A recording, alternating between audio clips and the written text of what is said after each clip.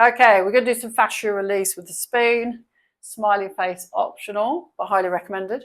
Okay, we're going to do the lower leg. So we work in anatomy lines, which start from this big toe, wrap around the outside of this ankle, come up, come across, medial hamstring, groin area, pelvic floor. That's your lower anatomy train. So we're going to try to work on that and release it so the nervous system responds better to it and it works better.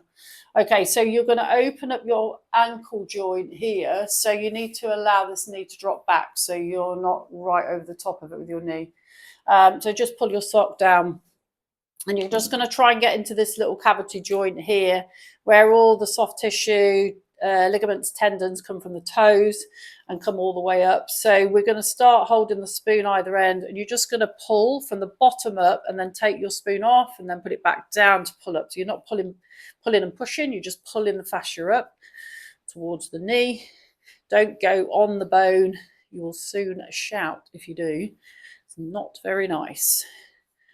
Okay, so just pull up that. You don't need to do very much, maybe 10 or 12 times. And then just have a little walk around and just notice how loose the ankle feels. And then we're going to go up to the outside of the perineal muscles, which are in this little gap here. So from the behind this ankle joint here, and then you're just going to pull up from one side, probably easy with one hand this. If you feel any tingling or anything like that, you've just caught a nerve, which is fine, but just move off it.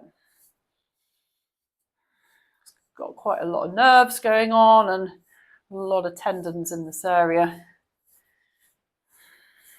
Okay, then have a little walk around. Ooh, feels a little bit lighter for me, that bit now. Okay, the last part on this lower leg is this bulky part of the calf, on the lateral calf. So again, maybe apply 2 hands on this one so you can put a little bit more pressure on, and then just pull up. Feels quite nice. If you find a bit that's really particularly tight in there, just kind of work on that a little bit more, but don't do it to death. You don't need to. Okay, then have a little walk around. Again, feels a bit lighter, just a bit more mobile, and then we do the other side. Okay, the other areas which are quite good to do is following that anatomy line all the way up on this inside medial hamstring, edge of your hamstring here going into the bottom of the groin. So don't go too close to the knee here. You want to be kind of from about here upwards. And then you can work into the inside thigh. Again, trying to just pull up from the bottom. Good test for this one is just, maybe you've done this before, not afterwards, Rachel, but just try and test the groin. You can try that way. Oh yeah, that feels tight, that side. Have a little go in the groin here. You'll find tender bits. You've got a lot of 5 adductor muscles. They all join, attach in different areas. So you will find different ones. Yeah, that feels a bit freer. Also your hip here, hip flexors can get tight, a lot of sitting. So take your hip into extension. So just squeeze the glute a little bit, then that releases the front of the hip a little bit more. And then you're trying to get, this is my hip bone here. So I'm trying to get just on the inside of that hip here, front edge of the hip flexor, which comes down into the quad. So that little area there is quite nice. It doesn't really matter whether you go down or up, but I would suggest that you stick to going up and then you remember what to do. So I'm just pulling all that fascia up.